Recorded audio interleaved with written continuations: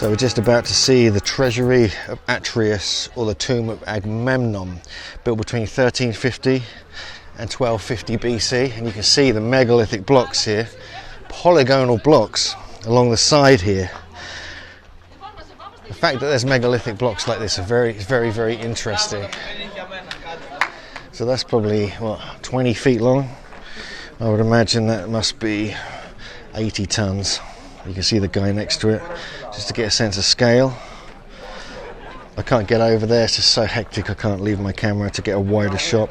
But with these people walking in, you can kind of get a sense of what we're looking at here. And this is pretty remarkable. And that's just one of the stones here. It seems Mycenae is particularly megalithic compared to other sites. Other sites have beautiful polygonal and quite large cyclopean masonry, but this is like royal size. It's pretty impressive. And you can see the main entrance there, which is what, 50 feet tall. If we go on this side as well, you see a few polygonal pieces of masonry, and again at the bottom there, a very large stone just next to where the people are standing. Again, that's probably 18 feet long. And so very impressive site all round. It's just very busy here.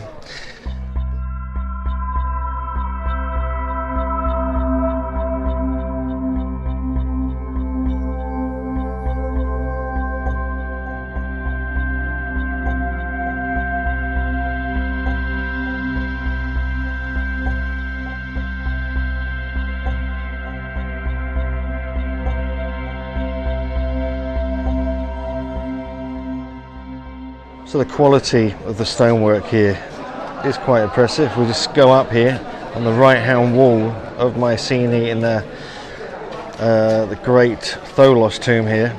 You can just see how beautiful it is. This is incredible. Look at the size of these. So you have huge megalithic blocks in the basement, the base part of the site here on the entrance, and the Tholos. And then you look at this lintel up here. That is remarkable. Wow. I mean, it looks like there's two stones up there making up the main lintel, and you can see the detail on that. It's pretty impressive. Then you have the triangle space at the top, which is to give a bit of relief to the weight so it doesn't crush it. But obviously at the Lion's Gate, they've actually added a stone there. So if we just go in here, this is just something else. Wow. This is incredible. This is one of the most impressive beehive chambers I've ever seen in my life, and the acoustics in here are astonishing. You can see the massive lintel above the entrance there, how wide it is. You can barely fit it on the camera. It's a bit dark, you can't really see it too well, but it just shows you the massiveness of this particular part of the site.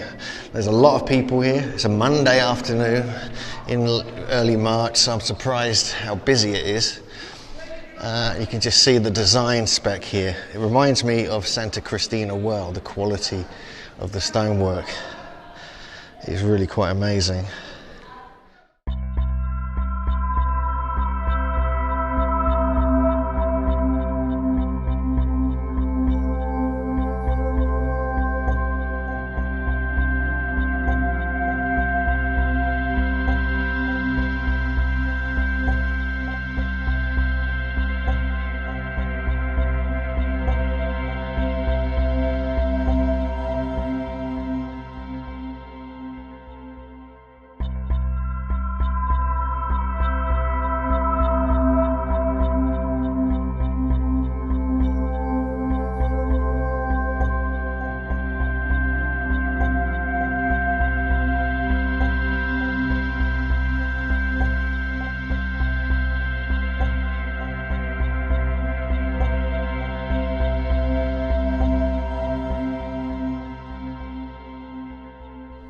So we're just walking into the Lion Tholos tomb. The reason it's called that is because it's in the north part of the site near the Lion's Gate. So we're just looking at some of the massive megalithic blocks, probably lintels, that would have made up part of this massive Tholos tomb. And you can see this probably shows you some of the kind of techniques they were using to cut and shape the incredible stone here.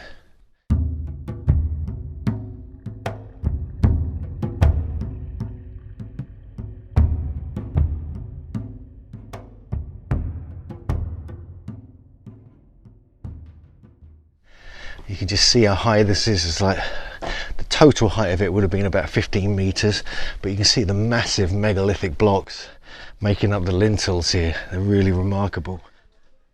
If we just look at some of the blocks on the side here, even these are probably 8 to 10 tons, some of these.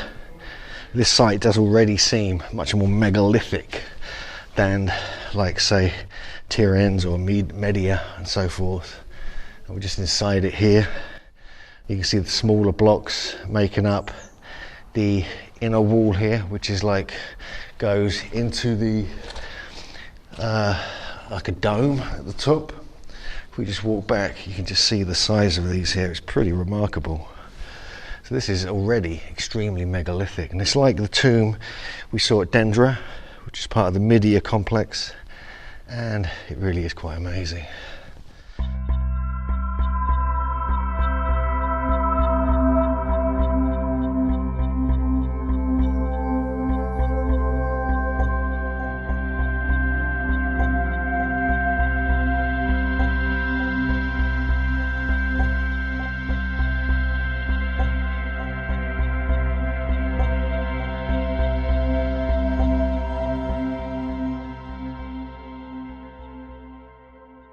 So this is the lion's Tholos tomb that had a beehive or domed roof.